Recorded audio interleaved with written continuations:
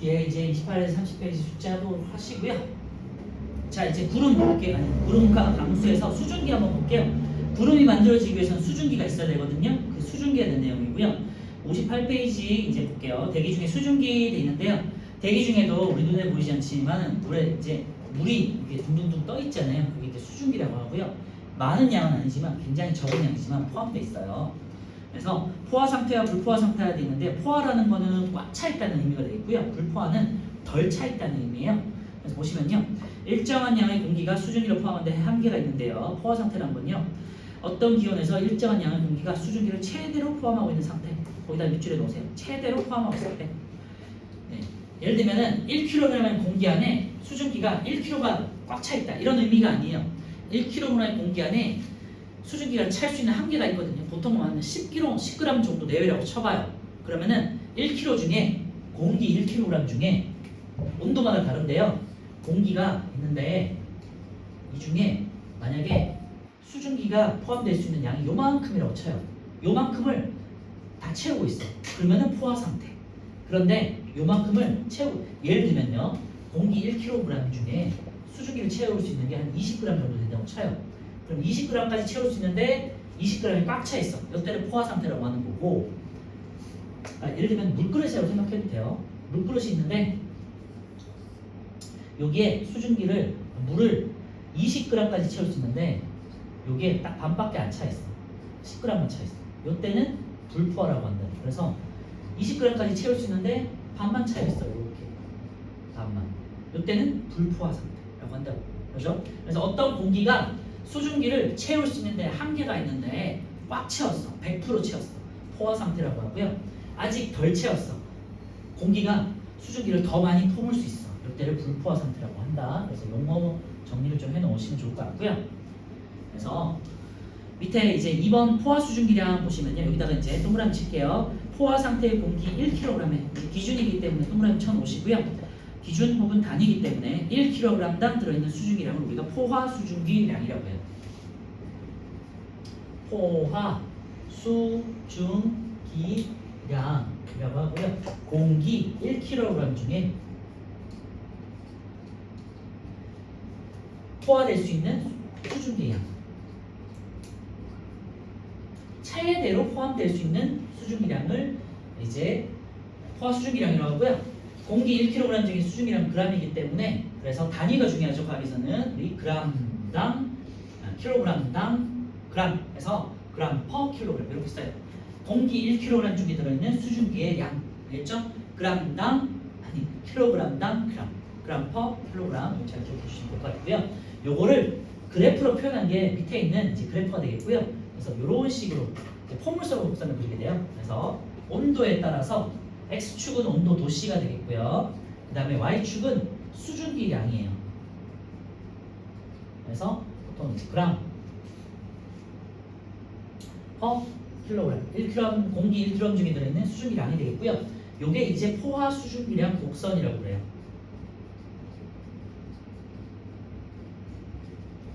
요 그래프는 온도에 따른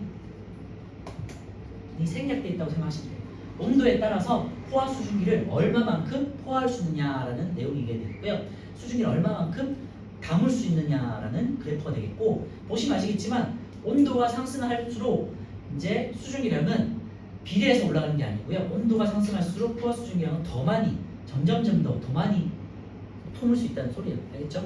그래서 만약에 A라는 애가 있고 B라는 애가 있어요. A라는 지점에서의 A라는 애는 어떤 온도에서 지금 수증기량을 요만큼 가지고 있다는 소리고요. A는 지금 B에 비해서 A와 B가 같은 온도에 있어요. 같은 온도일 때 A와 B라는 애를 비교했을 때 A는 B에 비해서 불포화라고 해석할 수 있고요. 왜냐면 얘는 이만큼을 담을 수 있는데 아직 요만큼밖에 없다는 소리야. 알겠지? 요만큼이라는 소리는 Y축을 봐야겠죠? 예를 들면은 여기가 20g이야. 그래서 온도가 예를 들면 25도씨에서 얘가 예를 들면은 20g까지 수증기를 담을 수 있는데 이 공기가 현재 A라는 애는 10g밖에 없다고 쳐봐요. 그러면 아직 10에서 20까지 공간이 남은 거잖아. 그치? 수증기를 더 많이 품을 수 있다는 소리가 되겠죠. 그래서 A는 이런 애들을 불포화 상태라고 하고요. B는 25도실 때 20g까지 채울 수 있는데 마침 20g이 현재 수증기량이야. 그러면은 꽉 차 있는 거지. 이런 애들은 이제 포화 상태라고 해요. 자, 그러면은 A를 B로 만들 때, 그러니까 불포화인 공기를 포화 상태로 만드는 방법은 그래프상에서 두 가지가 있어요. 어떻게? Y축으로 움직이거나 X축으로 움직이거나. 그죠? 그지? 그래서 두 가지가 있어요. 불포화 상태의 공기를 포화 상태로 만드는 방법 두 가지. 첫 번째, 온도를 어떻게 해야 되겠니? X축을 이렇게 왼쪽으로 가면 되겠죠. 그러니까 온도를 이렇게 낮춘다는 소리예요. 첫 번째, 온도를 낮춘다. 온도 하강. 그러니까 냉각을 시키면 되겠죠. 두 번째, 수증기를 그냥 더 공급시키는 거예요. 그래서 수증기 공급. 우리 날씨로 치면요, 이제 수증기가 막 모여들어서 비가 내리기 직전의 상황이 되겠지. 그럼 수증기가 점점 증가할 거예요. 그죠? 이런 상황. 그 다음에 낮에서 저녁으로 내려가요. 그러면은 저녁이 되면서 점점 기온이 떨어질 거예요. 그러면서 이렇게 포화 수증기에 근접하게 되겠죠. 그래서 다시 정리할게요. 불포화 상태의 공기를 포화 상태로 만드는 방법 두 가지가 있어. 첫 번째, 온도를 변화시켜. 어떻게? 차갑게. 온도를 냉각시키는 방법. 두 번째는 수증기를 직접적으로 공급시키는 방법. 알겠죠? 그래서 불포화 상태의 공기를 포화 상태로 만드는 방법, 온도 하강, 그 다음에 수증기 공급. 두 가지 기억해주세요. 그래서 그래프는 그렇게 이제 읽으시면 될 것 같고요. 그래서 밑에 있는 이제 그래프 보기 전에 1번 포화 수증기량이 밑에 1번 포화 수증기량의 변화 요인이 있는데요. 네, 기온이 되겠죠. 기온에 따라서 포화 수증기가 왔다 갔다 할 수 있으니까. 그리고 아까 보셔서 아시겠지만 여기다 밑줄에 넣으세요. 기온이 높아질수록 어떻게 된다고요? 포화 수증기량 목소는 증가한다. 그지? 기온이 높을수록 포화 수증기량은 증가한다. 밑줄 해주세요. 기온이 높을수록 포화 수증기량이 증가한다. 자, 밑에 공기의 포화 상태 포화한다 돼 있는데요. 네. 현재 공기 중에 실제 수증기량과 실제 수증기량과 포화 수증기량이 같다. 그러면 이제 포화 상태가 되겠고요. 그리고 현재 공기 중의 실제 수증기량이 포화 수증기량보다 작다. A라는 지점 같은 경우가 되겠죠. A라는 지점에서의 현재 수증기량은 실제 수증기량은 10g이야. 그런데 얘가 이 온도에서 포화될 수 있는 수증기량은 20g까지야. 그지? 그러니까 실제보다 포화가 커. 그러면은 이제 불포화 상태가 되겠죠. 밑에 있는 이제 포화 수증기량 복수한 방법을 말씀드렸으니까 이제 A하고 B 같은 경우는요 포화가 돼 있고 C는 이제 불포화된 상태인데요.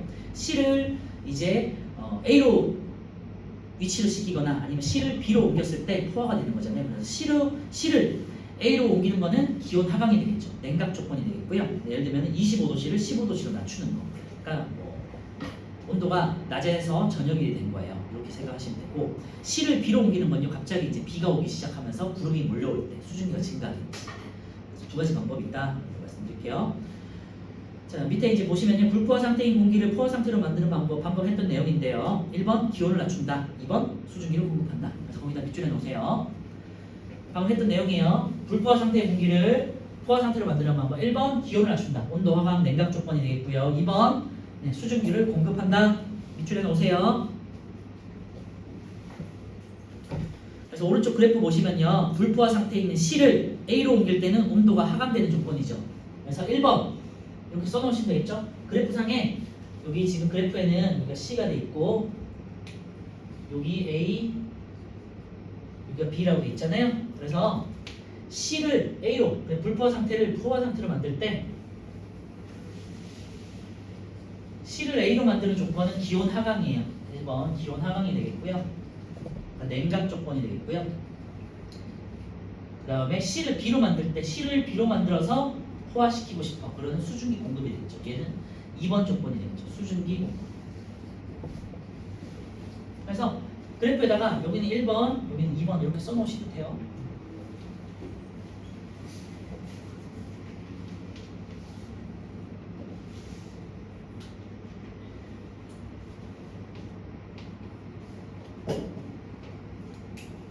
아니면 여기다가 온도에다가 온도 화살표 아래쪽, 그 다음에 여기는 수증기 이렇게 써 놓으셔도 돼요. 꼭 써놓으세요. 불포화 상태를 포화로 만드는 방법은 딱 두 가지밖에 없어. 기온을 변화시키는데 기온을 하강시키거나 아니면 수증기를 직접 공급하거나. 알겠죠? 좀 어려워요. 자, 오른쪽에 우리 1번하고 플러스 강의에 있는 1, 2, 3번 한번 볼게요. 자, 1번 물이 담긴 그릇을 밀폐된 곳에 둘 때와 둘 때 포화 상태가 되는 과정이에요. 지금 큰 수조로 덮어놨잖아요. 물이 담긴 그릇이 있는데 큰 수조로 덮어놨어. 그러면은 공기가 빠져나가지 않을 거 아니야, 그지? 그래서 불포화 상태일 때는요, 처음에 요거 밑에다가 한번 적어주세요. 불포화 상태일 때는 증발량이 응결량보다 많아요. 응결이라는 거는 물방울이 되는 거예요. 수증기가 물방울이 되는 거예요. 그래서 증발을 했다가 갇혀 있으니까 다시 수증기가 다시 물방울로 바뀔 거거든요. 물이 수증기로 증발했다가 수증기가 다시 물방울로 응결될 건데, 왼쪽 그림은 불포화 상태인데 증발량이 응결량보다 많은 때예요. 그래서 좀 써놓으시고요. 그 다음에 오른쪽에 이제 포화 상태는요, 증발량과 이제 계속해서 증발하지만 계속해서 응결을 하는 거예요. 이렇게 같은 양만큼. 그래서 증발하는 만큼 응결해요. 그래서 두 그림의 차이는 왼쪽은 증발량이 많아서 이제 수증기가 점점 많아지는 상태가 되겠고요. 그러다가 어느 순간 이제 포화가 되잖아요. 그럼 증발량과 응결량이 같아져요. 요거 밑에다가 한번 써놓으시면 좋을 것 같아요. 그래서 밑에 있는 글을 한번 보시면요. 물포화 상태에서는 물에서 공기 중으로 나가는 물 분자수, 여기 이제 증발량이 되겠죠. 증발량이 공기에서 물 속으로 들어가는 물 분자수, 이게 응결량이 되겠죠. 보다 많다라는 거고요. 포화 상태에서는 증발량과 응결량이 같다는 거를 이제 표현한 거예요. 물에서 공기 중으로 나가는 물 분자수와 공기에서 물 속으로 들어가는 물 분자수가 같다더라라는 거죠. 그래서 물의 양이 줄지 않는다는 거고요. 그래서 왼쪽 불포화 상태에서는 물이 점점점 줄겠죠. 그지? 그러다가 이제 포화 상태가 되면요, 다시 이제 수증기가 물방울이 되기 때문에 다시 이제 더 이상 줄지 않겠죠. 밑에 이제 같은 양의 물이 든 비커 중 한쪽만 수조로 덮었을 때 물의 높이 변화가 되는데요. 잘 아시겠지만 가에서는 계속해서 증발이 많이 일어나는 상태가 되겠고요. 나 같은 경우는 증발도 했지만 어느 순간 포화가 되면 다시 응결도 돼요. 가 같은 경우는 물이 계속 증발하면서 물의 높이가 계속 낮아지겠죠. 증발이 많으니까. 나 같은 경우는요, 밑줄에 두세요. 물이 증발하여 물의 높이가 낮아지다가 포화 상태에 도달하면 더 이상 낮아지지 않는다. 밑줄에 놓으세요. 나 같은 경우가 이제 포화가 되면은 더 이상 물이 줄지 않는다. 자, 3번요. 이제 기온과 포화 수증기량의 관계에 있는데요. 자, 둥근 플라스크에다가 이제 따뜻한 물을 넣고요. 헤어 드라이어를 가열시키는 거고요. 왼쪽에는. 그리고 오른쪽에는요, 찬물에다 넣었어요. 똑같이 따뜻한 물을 넣었는데 왼쪽에서는 헤어 드라이기로 가열을 해요. 온도를 높여요. 그리고 오른쪽에서는 찬물에다가 집어넣어요. 자, 그럼 가열했을 때 포화 수증기량이 증가해요. 왜냐하면 온도가 증가하니까. 온도가 증가하니까 포화 수증기량도 같이 이렇게 증가를 해요. 그래서 이제 공기가 담을 수 있는 수증기량이 많아지기 때문에 이제 뿌옇게 되지 않고요, 맑아요. 그런데 이제 찬물에 넣으면요, 기온이 하강하잖아요. 기온이 하강하면은 공기가 담을 수 있는 포화 수증기량이 감소하기 때문에 수증기로 있다가 물방울로 응결이 되는 거예요. 물방울로 응결이 되면서 둥근 플라스크가 이렇게 물방울이 맺히는 현상이 이제 흐려지는 거죠. 그죠? 그래서 포화 수증기량이 감소되면서 응결이 일어나서 플라스크 내부가 뿌옇게 흐려진다. 왜? 물방울이 생겼기 때문에. 거기다 밑줄에 놓으시면 돼요. 그래서 온도가 올라갈수록 중요한 건요, 포화 수증기량이 증가하게 된다. 그래서 공기가 담을 수 있는 수증기량이 증가한다 라고 기억해 주시면 될 것 같고요. 자, 요걸 바탕으로 오른쪽에 풀기는 아직 이슬점이 있기 때문에 그러면 이따가 풀도록 하고요. 자, 왼쪽에 이제 3번 이슬점 볼 건데요. 이슬점에다가 별표 쳐놓고요. 이슬점이라는 거는 이슬이 뭐니? 혹시 들어봤니? 네. 이슬이 뭐예요? 그거 뭐 아침에 신문에 맞아요. 맞아요. 정확해요. 정확하게 새벽에 되겠고요. 차가워진 공기에서 물방울이 맺히는 현상을 우리가 이슬이 맺힌다라고 하잖아요. 그치? 그래서 식물 같은데 이파리에 보시면 이제 동글동글동글하게 물방울이 맺혀 있어요. 새벽에 이제 나가보면, 공원에 나가보면 거기에 이제 이슬이라고 하고요. 예, 물방울이죠. 그래서 이슬점이라는 건요, 공기 중에 포화 수증기 공기 중에 어떤 온도에서 이슬이 맺히는 온도, 그래서 물방울이 맺히기 시작한 온도를 이슬점이라고 해요. 그래서 밑줄 할게요. 일단 은결 볼게요. 아까 전에 은결 말씀드렸지만 수증기가 물방울로 되는 현상이에요. 그러니까 액화되는 현상을 말하는 거고요. 네, 밑줄만 해놓으세요. 이제 은결. 그리고는 이슬점은요, 은결하기 시작할 때 온도예요. 그래서 거기다 밑줄하세요. 공기가 냉각되어서, 그러니까 공기가 차가워지면서 수증기가 은결하기 시작할 때 온도가 되겠고요. 다시 한번 포화 수증기랑 곡선을 볼 건데요. 이렇게 이제 온도에 따라서 이제 수증기 양이 이렇게 올라갈 텐데요. 어떤 점에서 예를 들면은 이때 20도씨였어요. 그런데 이 온도가 새벽이 돼가지고 요거는 낮이었어. 그래서 이 A라는 지점에 이 온도가 갑자기 이제 새벽이 되면서 이렇게 줄어들었어. 예를 들면은 한 10도씨로 이렇게 줄어들었어요. 그러면은 이 공기가 포화 상태가 됐잖아요, 그치? 포화 상태가 되니까 포화 상태가 되고 그 다음에 이때부터 만약에 더 떨어졌어. 5도까지 떨어졌어. 여기 저녁이었고 이제 새벽에 5도까지 떨어졌어. 그러면은 이 상태가 되면요, A가 A-가 되고 A-가 됐을 때 요 지점에 있을 때는 요 때부터는 물방울이 맺히기 시작하는 거예요. 그래서 요 때부터 10도부터 이제 계속해서 온도가 더 떨어져. 그러면요, 요만큼의 물방울이 생성이 돼요.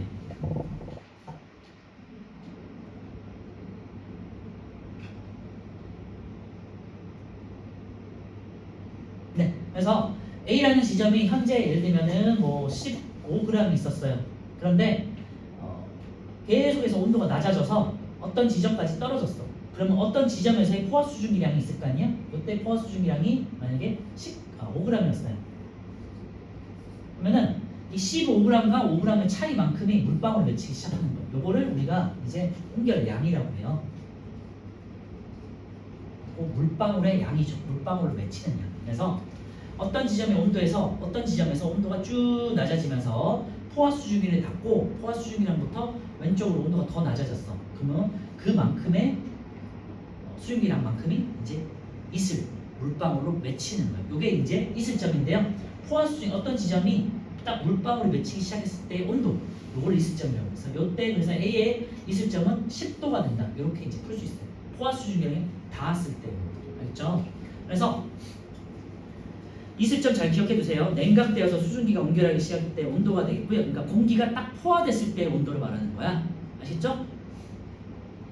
그래서 이때 이슬점을 구하는 건요, 어떤 지점에서 그냥 왼쪽으로 쭉 당겨, 이렇게 당겨서 곡선에 닿는 지점, 여기가 이슬점이에요. 이때의 온도를 이슬점. 알겠죠? 자, 이슬점의 변화의 요인은요, 실제 수증기량 돼 있는데요. 근데 보시면요, A하고 B라는 공기가 있다고 쳐요. B 같은 온도라고 칠게요. 같은 온도에서 A는 15g 있고요. B는 예를 들면은 얘는 한 20g 있다고 쳐요. 그러면은 A는 15g 있고 B는 20g 있어요. 근데 A 같은 경우는 이제 왼쪽으로 쭉 당겼을 때 10도씨였어. 근데 B 같은 경우는 왼쪽으로 당겼을 때 닿는 지점이 여기잖아요. 예를 들면 15도라고 쳐요. 그래서 A의 이슬점은 10도, B의 이슬점은 15도가 되는 거야. 그치? 그래서 A하고 B의 이슬점을 결정하는 요인은 온도가 아니라 실제 수증기량이에요. A는 수증기량이 요만큼이었기 때문에 아래에 있는 거잖아요. 그치? B는 실제 수증기량이 위에 있기 때문에 여기 빨리 닿는 거잖아요. 그죠? 곡선에. 알겠죠? 그래서 A하고 B라는 지점에서 실제 수증기량에 따라서 이슬점의 온도가 결정되는 거예요. 알겠죠? 그래서 수증기량이 많을수록 이슬점의 온도가 높다라고 이제 정의할 수 있겠죠. 그래서 그 말이 이제 3번에 있으니까 밑줄할게요. 실제 수증기량이 많을수록 이슬점이 높다. 거기다 이제 밑줄해 놓으시고요. 이게 무슨 말인지 알겠죠? 기온하고 상관없어요. 어떤 지점에서의 실제 수증기량이 낮은 것보다는 높을수록 빨리 수증기량 곡선에 닿기 때문에 이슬점이 높다라고 해석하는 거예요. 실제 수증기량이 높기 때문에 많기 때문에 이슬점이 높다. 아시죠? 이거 어려워요.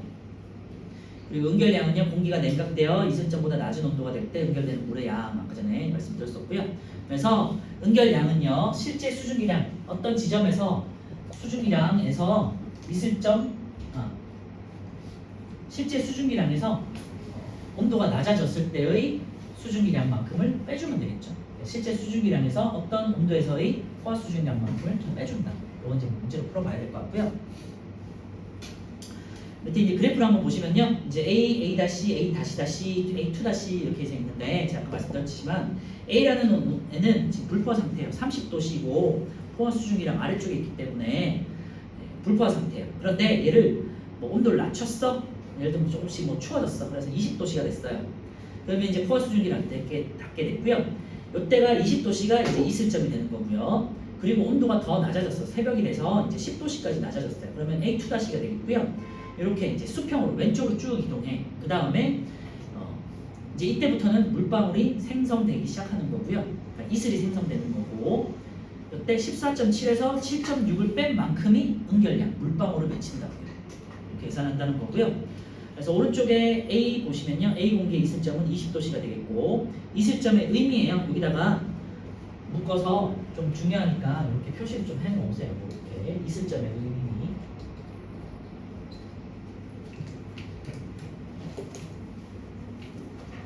네, 이슬점이라는 건요, 그래서 응결이 시작되는 온도가 되겠죠. 응결, 물방울이 맺히기 시작되는 온도가 되겠고요. 응결이 시작되는 온도.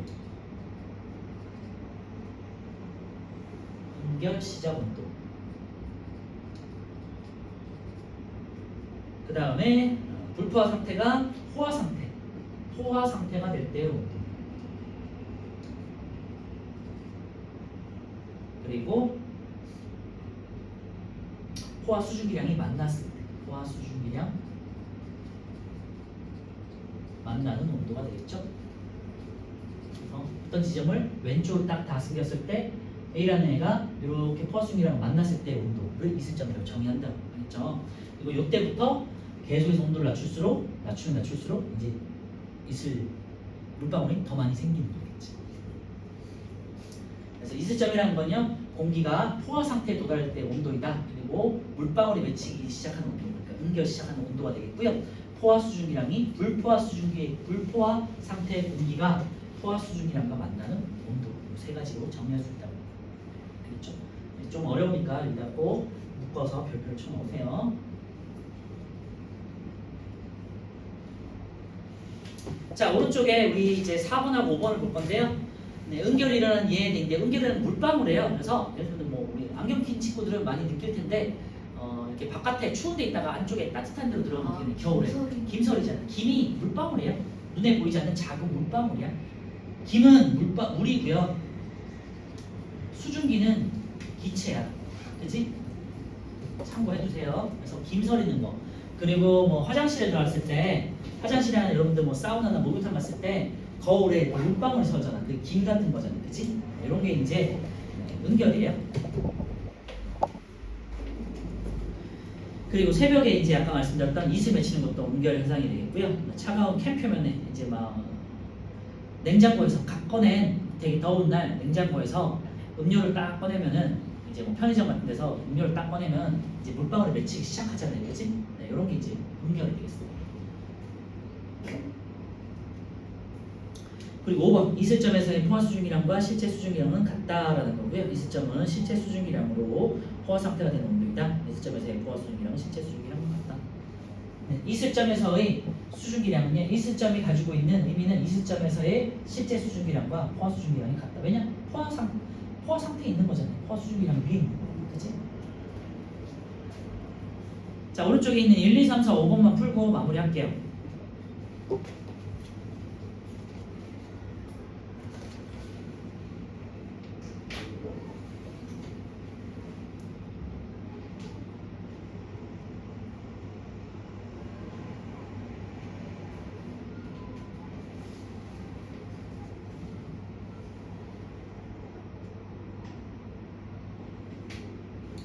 집에서 64페이지, 65페이지도 한번 꼭 읽어보고 한번 풀어보시면 좋을 것 같아요. 다음 주에 다시 풀긴 하겠지만 연습 문제 한번 쭉 읽어보시면 좋을 것 같아요.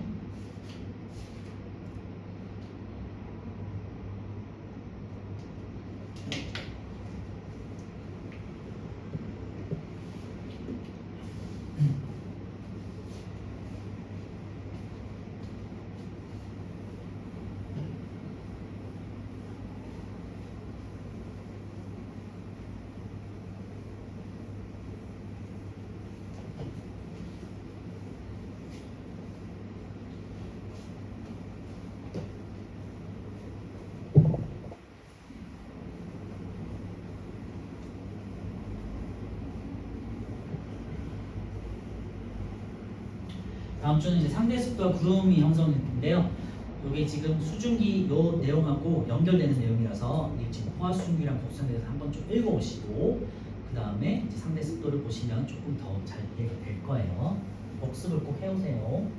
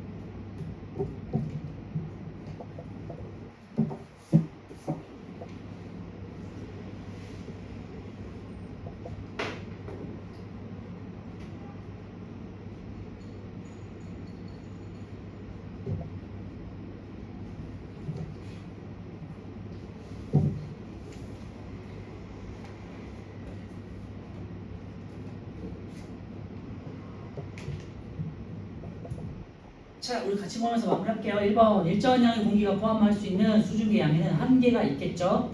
뭐가 되겠고요.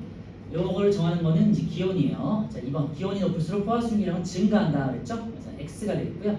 이슬점이 높으면 포화 수증기량이 증가한다는데 이슬점이 높을수록 포화 수증기량이 증가한다.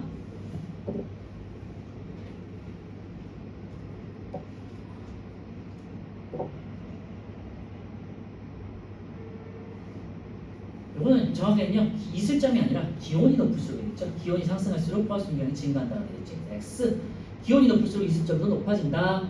아까 전에 이슬점의 온도를 결정하는 건요 실제 수증기량이라고 했죠, 그렇지? 그래서 수증기량이 많을수록 이슬점도 높아진다고 했어요. 그러니까 이거는 X. 5번 공기 중에 포함된 실제 수증기량이 많을수록 이슬점이 낮다라고 했는데요. 이슬점이 높아진다고 했죠. X. 이슬점에서의 포화 수증기량은 실제 수증기량과 같다. 이슬점은 이미 포화가 된 거기 때문에 포화 수증기량과 실제 수증기량이 같은 거죠. 그래서 1번에 5, 2, 3, 4, 5는 X, 6번에 5가 되겠죠. 2번에 B 공기는요 토화 상태가 되겠고요. 기온과 실제 수증기량과 포화 수증기량 이슬점 쓰셔도 되는데요. 기온은 X축으로 쭉 내려서 30도씨가 되겠고요. 실제 수증기량은 Y축으로 해서 20g이 되겠죠. 20g per kg이 되겠고요. 포화 수증기 양은요 27점. 맞아요. 그래서 B라는 공기가 기온을 볼 때는 이렇게 X축을 보시면 되고요. 그 다음에 실제 수증기량을 볼 때는 여기 Y축을 보시면 되고요. 포화 수증기량을 볼 때는 이렇게 당겨야겠죠. 이렇게 해서. 그래서 이쪽에 있는 이때를 만났을 때 27 정도가 되겠지. 그래서 어떤 온도에서의 포화 수증기량을 구하라. 그러면 이렇게 위로 쭉 올리시면 돼요. 그 다음에 이슬점을 구하라. 얘를 왼쪽으로 해서 이렇게 포화 수증기량이 닿았을 때 온도 얘를 구하면 되겠죠. 이런 식으로 기온은 30도, 실제 수증기는 20g, 포화 수증기량은 27.1g, 그 다음에 이슬점은 25도씨 되겠죠. 3번은요 실제 수증기량이 가장 적은 공기 되어 있는데요. D가 지금 7.6이잖아요. A는 20, B도 20, C는 14.7, D는 7.6이에요. 그러니까 실제 수증기량이 가장 적은 건 D가 되겠고요. 포화 수증기량이 가장 많은 공기 되어 있는데요. 포화 수증기량은 위쪽으로 올리라고 했죠. 위쪽으로. 그러니까 B가 가장 많겠지. 포화 상태는요. 포화 수증기량 곡선 위에 있는 A가 되겠고요. 나머지 B, C, D는 불포화 상태야. 그 다음에 이슬점이 가장 낮은 건요. 실제 수증기량이 가장 적은 D가 되겠죠. D 같은 경우는 한 요 정도 있으니까 얘의 이슬점은 이렇게 멀리 떨어져 있죠, 그렇지? 그래서 얘 여기까지 떨어져야 온도가 떨어져야 이제 수증기가 응결이 되겠죠. 그래서 실제 수증기량이 많으면 이슬점이 높고 실제 수증기량이 낮으면은 이슬점이 낮다고 했죠. 그래서 3번은요 D, B, A, 그 다음에 4번은 B, C, D, 5번은 D가 되겠고요. 기온을 30도씨에서 20도씨로 낮췄대요. 25도씨로 낮췄을 때 포화 공기를 만드는 방법, 포화 수증기량이 닿는 방법, 왼쪽 아니면은 위로 당긴다 했잖아요. 왼쪽으로 수평 이동하는 방법은 기온을 낮추겠죠. 30을 25도씨로 낮추거나 수증기를 실제로 공급해야겠죠. 20을 27.1만큼을 공급하거나, 그러니까 7.1을 더 공급하거나.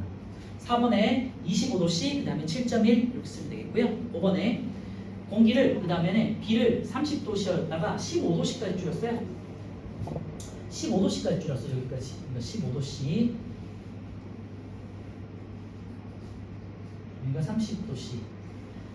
얘를 포화 수증기량을 거쳐서 그 다음에 수증기량 증가 곡선을 거쳐서 그 다음에 이제 15도씨까지 낮췄어요. 15도씨까지 낮추면요, B는 현재 20이 되겠고요. 그 다음에 15도씨일 때는 얘가 10.6이네요. 10.6. 그래서 20에서 10.6을 뺀 만큼이 이제 수증기로 응결이 되는 거예요. 그래서 20 빼기 10.6해서 9.4g이 응결됐다. 그래서 5번 같은 문제가 앞으로 이제 조금 더 어렵게 나올 거니까요. 요 단원에서는 잘 기억해 주시면 될 것 같고요. 그래서 아까 전에 숙제 말씀드렸던 거 뒤에 있는 문제 한번 풀어보시고 일단 앞에 있는 우리 실력 탄탄 또 한번 풀어보세요. 아시겠죠? 여기까지 하고요. 화장실 갔다 오실 분 있나요? 없으면 우리 앞에 있던 복사평형에 대해서 한번 풀어볼게요. 복사평형은 사실 좀 쉬운 파트니까 잘했지? 맞아요. 상대적으로